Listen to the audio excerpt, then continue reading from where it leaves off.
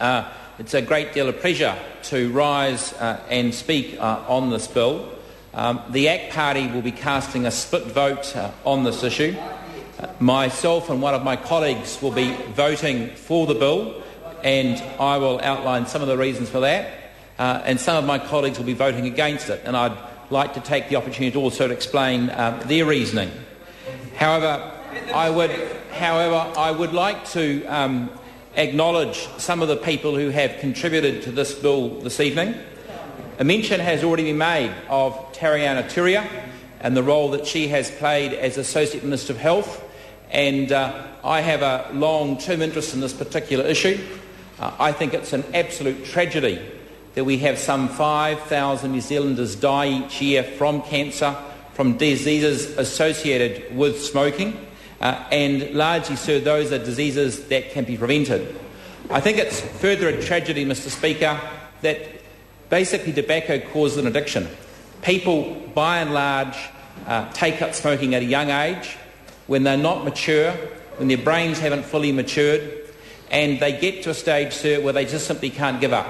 And of course, we all, I'm sure, know people who do smoke and who have repeatedly tried to give up smoking, but the addiction sure is so strong that a number of them are unable to.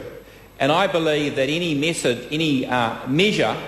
that we can take as a parliament that reduces the incidence of people taking up smoking at an early stage, we should be doing, sir.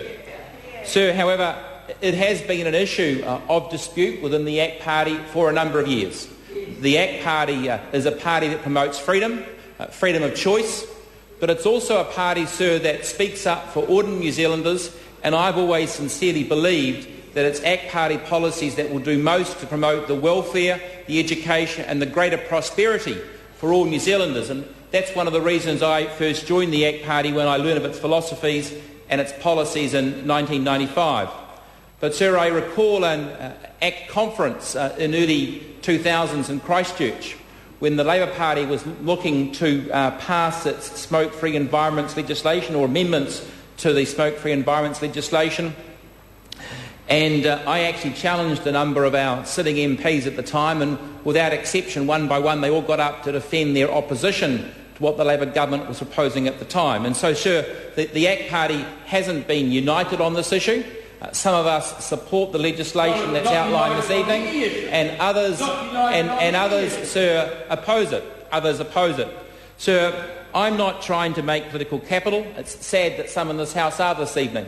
I think that these are health issues. I commend Tariana Turia. I particularly acknowledge Ian Lees-Galloway, because I do believe that having had his members' bill pulled from the ballot, must have contributed in some small way, if not in some significant way, in having this bill before the House today. I'm sure Tariana Turia did a huge amount in her role as Associate Commerce, and I thought that was very generous of Ian Lees-Galloway to stand in the House this evening and to give considerable acknowledgement to the role that Tariana Turia had played and Honi Harawira had played in, first of all, instigating an inquiry in the Maori Affairs Select Committee and pushing it through. He really only mentioned his own role towards the end of his speech, and once again I thought that was very generous of him to acknowledge the support of others. And so I thought it was very fitting of Ruth Dyson to draw the attention to the House of the role that Ian Lees-Galloway had actually played in this issue. Mr Speaker, the question was asked, what has changed?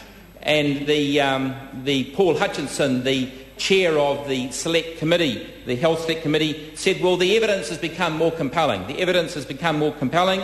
There have been reports from Finland, Iceland, the UK, North America, where measures such as being proposed tonight have had an influence on the quantity of tobacco sold and the number of people taking up smoking at a young age.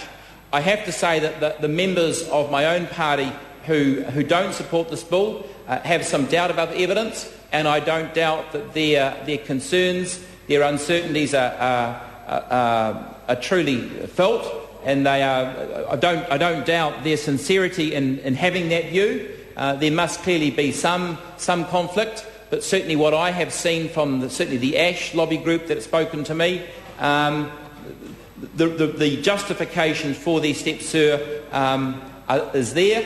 And, sir, I take some pride in supporting this bill along with one of my colleagues. We will be voting as a split vote, but notwithstanding it, sir, I've got no doubt this legislation will pass, and I think it will be very, very good for the people of New Zealand.